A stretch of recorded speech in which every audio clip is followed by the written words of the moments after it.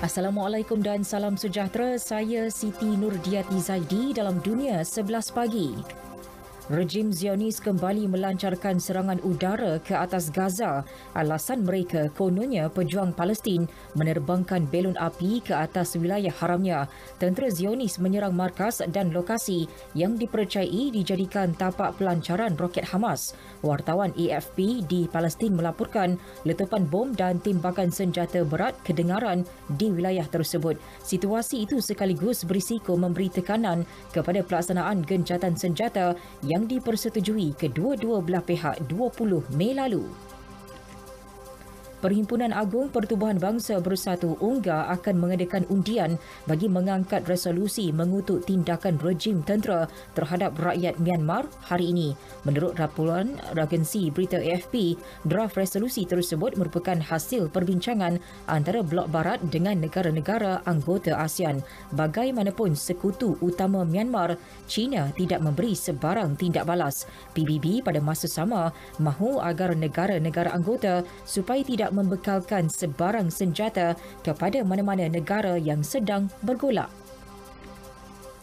Kuwait akan membenarkan pelancong asing yang telah divaksinasi sepenuhnya memasuki negara itu mulai 1 Ogos. Ketika mengumumkannya, jurucakap kerajaan Tariq Al-Mizrim berkata mereka perlu mendapat suntikan salah satu daripada 4 jenis vaksin.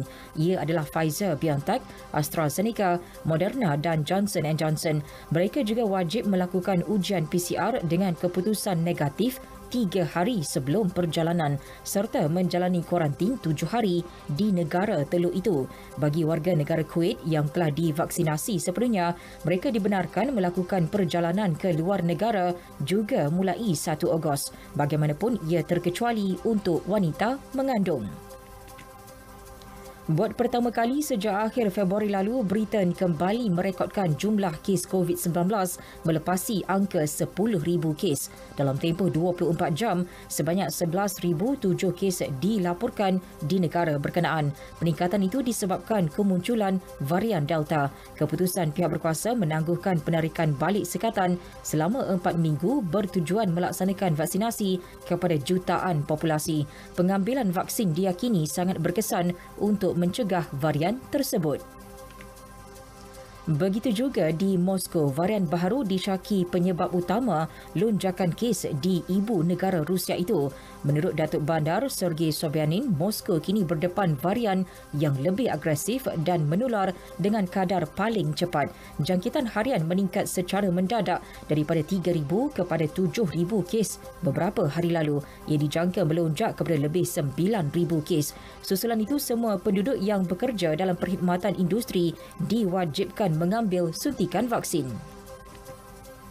Bank Dunia menolak permintaan El Salvador untuk mendapatkan bantuan dalam usaha menjadikan Bitcoin sebagai mata wang. Demikian menurut jurucakap pemberi pinjaman pembangunan yang berpusat di Washington. El Salvador menggunakan dolar Amerika Syarikat sebagai mata wang rasmi, tetapi Badan Perundangan negara itu pada 9 Jun lalu meluluskan langkah yang membolehkan mata wang kripto tidak stabil digunakan untuk semua transaksi bermula September, sekaligus menjadi negara pertama melakukannya. Menurut Bank Dunia, pihaknya komited membantu El Salvador dalam banyak cara. Ini termasuk untuk ketulusan mata wang dan proses pengawal seliaan. Sukan bola sepak Copa America, Brazil lakar kemenangan bergaya menundukkan Peru 4-0. Gol-gol tuan rumah masing-masing dijaringkan oleh Alexandro, Neymar, Rivero dan Richarlison, sekaligus menduduki tempat teratas kumpulan A dengan 6 mata hasil 2 kemenangan. Colombia pula menduduki tangga kedua mengumpul 4 mata selepas seri tanpa jaringan dengan Venezuela. Beralih ke Euro 2020, Belgium dan Belanda mengesahkan slot awal ke pusingan 16 terbaik mengiringi Itali yang layak semalam. Kedua-dua pasukan mengumpul 6 mata hasil 2 kemenangan. Dalam saingan kumpulan B, Belgium tundukkan Denmark 2-1, manakala Belanda atasi Austria 2-0 dalam aksi kumpulan C. Ukraine pula kembali menghidupkan peluang selepas mengalahkan Macedonia Utara 2-1. Sekian berita yang disunting oleh Muhammad Fadli Uthman dari Pusat Berita RTM. Daftar vaksinasi COVID-19 di aplikasi My Sejahtera.